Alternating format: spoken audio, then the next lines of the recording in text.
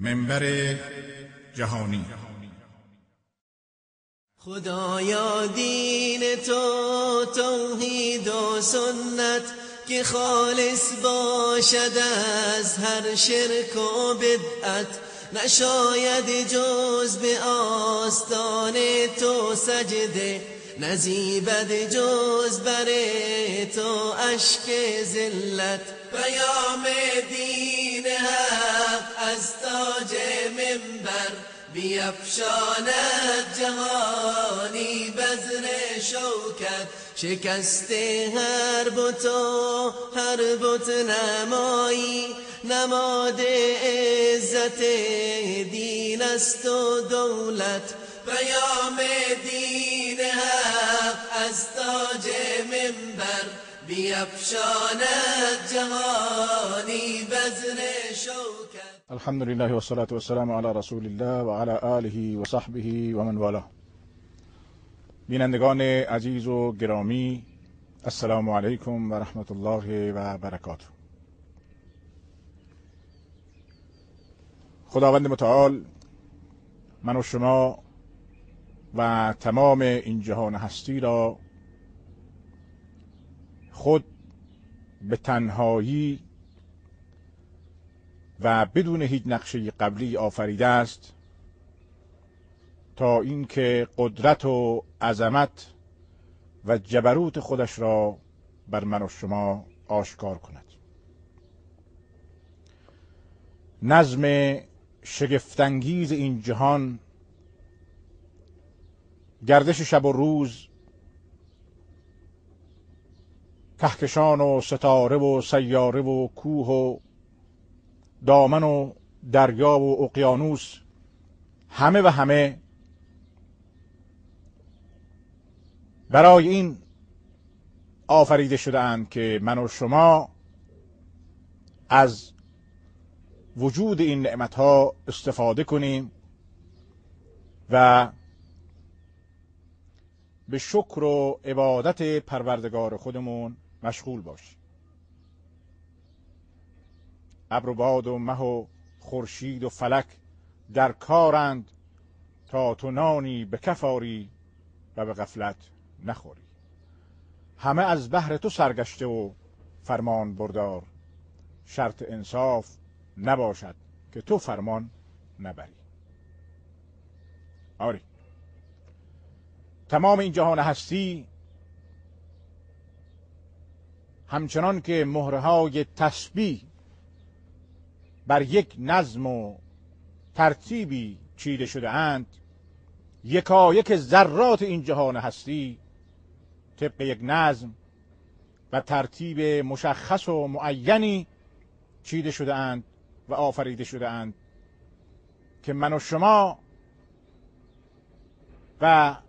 عقل و ذهن همه انسانهای جهان تا قیامت از درک این نظام عاجزند. آری، اللهی که این نظم و این ترتیب را به وجود آورده است،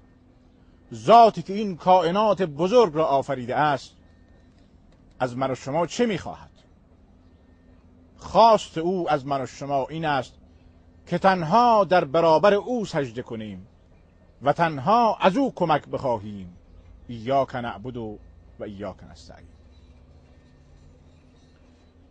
ذاتی که این همه کائنات را آفریده است، هر گونه تغییر و تحولی در این جهان را باید ما از او بدانیم و تنها از اوست. در این شکی نیست که جز الله متعال هیچ کس دیگری و هیچ قدرت دیگری نمیتواند در گردش این جهان و در چرخش این جهان تغییری ایجاد کند یا اینکه نظمی را که الله متعال و یگانه به وجود آورده است دگرگون کند. تنها ذات یگانه و یکتای او گاهی فقط به خاطر این که من و شما را متوجه قدرت خودش کند و متوجه عظمت خودش بگرداند، در یکی از کائنات خودش، در یکی از مخلوقات خودش تغییر ایجاد می کند در روند طبیعی او، در سیر طبیعی او تغییر ایجاد می کند تا با وجود این تغییر شگفتی را در ما ایجاد کند و ما به وسیله این شگفتی به ذات یگانه او متوجه بشویم. شاید در طی قرون اعصار من و شما و پدران من و شما و گذشتگان نیز لمس کرده اند و مشاهده کرده اند و دیده اند که گاهی خورشید منور که برای روشنایی بخشیدن به این جهان و انرژی بخشیدن به گل و گیاه و حیات بخشیدن به موجودات زنده مشغول فعالیت است، گاهی اتفاق می افتد که همین خورشید، قرص خورشیدی که ما می بینیم در آسمان، تاریک می شود. این خورشید گرفتگی علامت و نشانی از علامات قدرت الله متعال است. گاهی ماه می گیرد،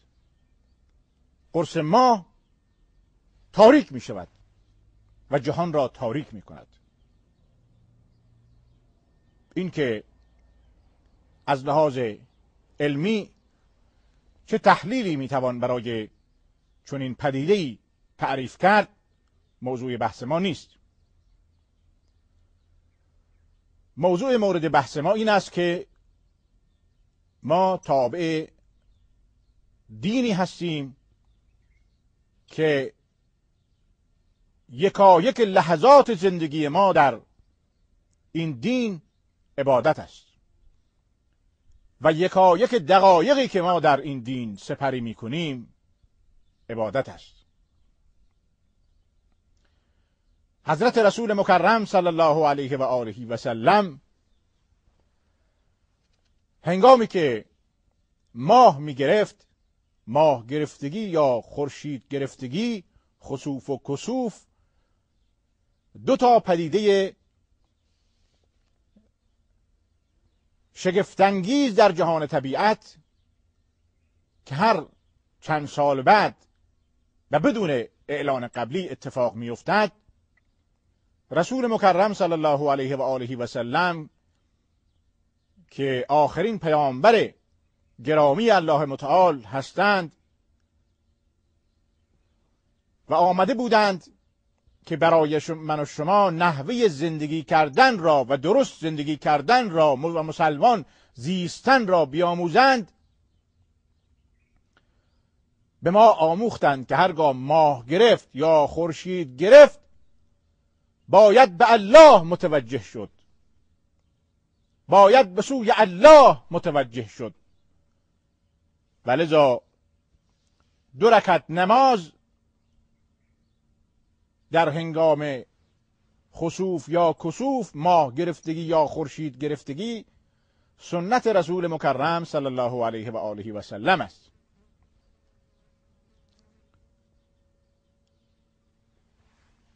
به این دلیل این نماز مشروع شده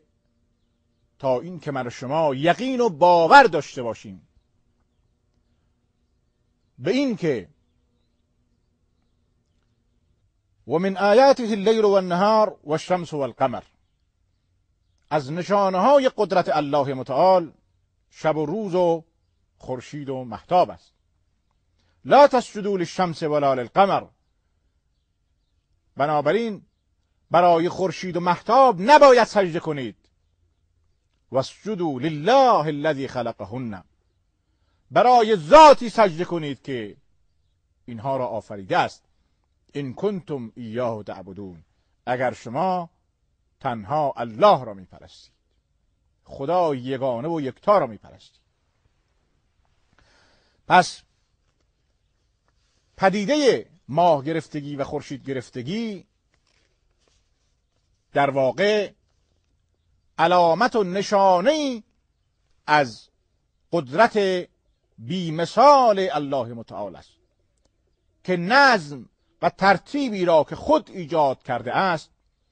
گاهی در آن تغییر ایجاد می کند بدون اینکه نظم جهان هستی به هم بخورد، در حالی که امروز دانشمندان متفق هستند بر این امر که اگر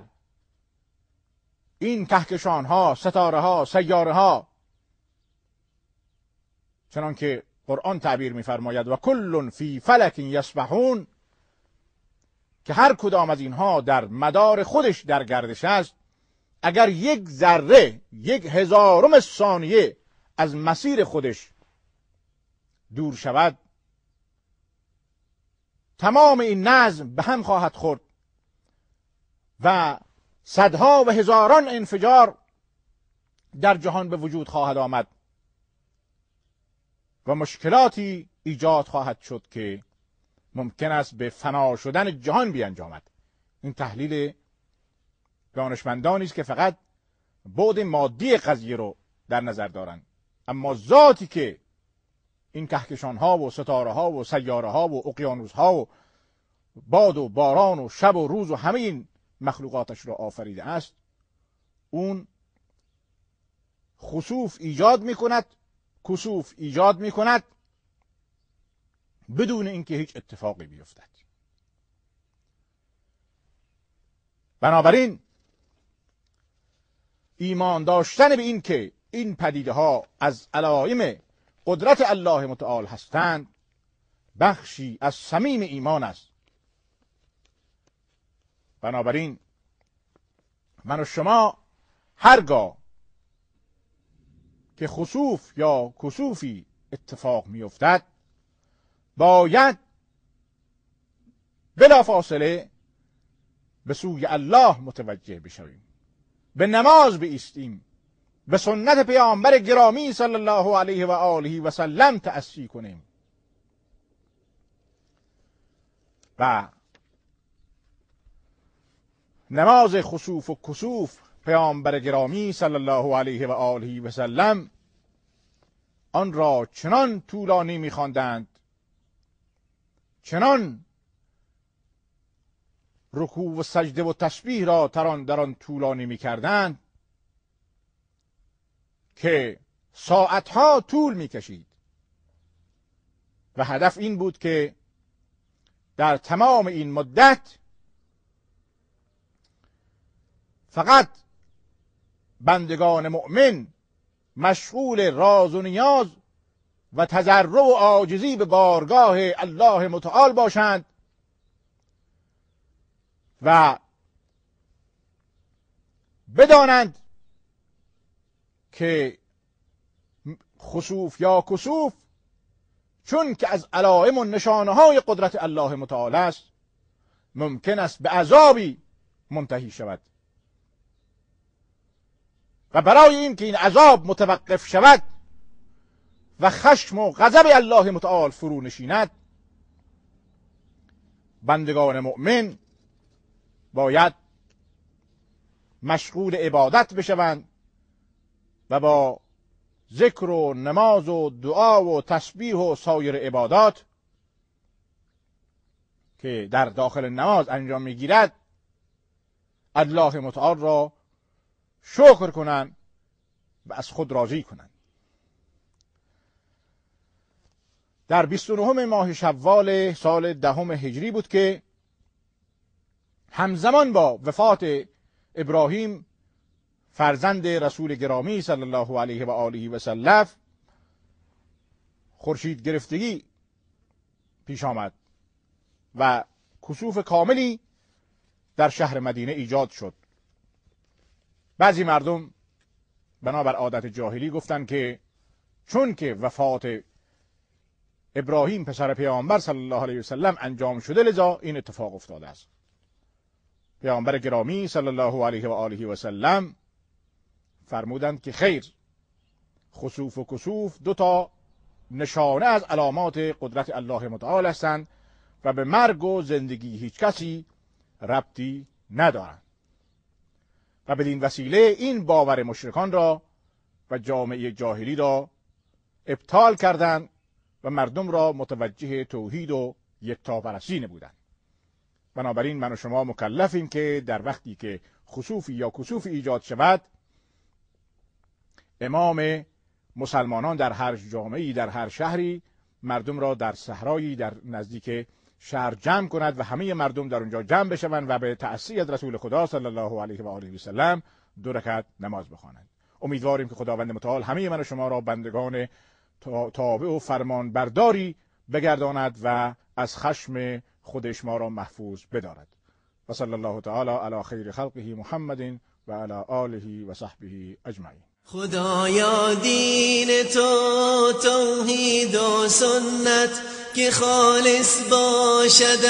از هر شرک و بدعت، نشاید جز به آستان تو سجده، نزیبد جز بر تو اشک ذلت. پیام دین حق از تاج منبر بیفشاند جهانی بذر شوکت، شکست هر بت و هر بت نمایی، نماد عزت دین است و دولت.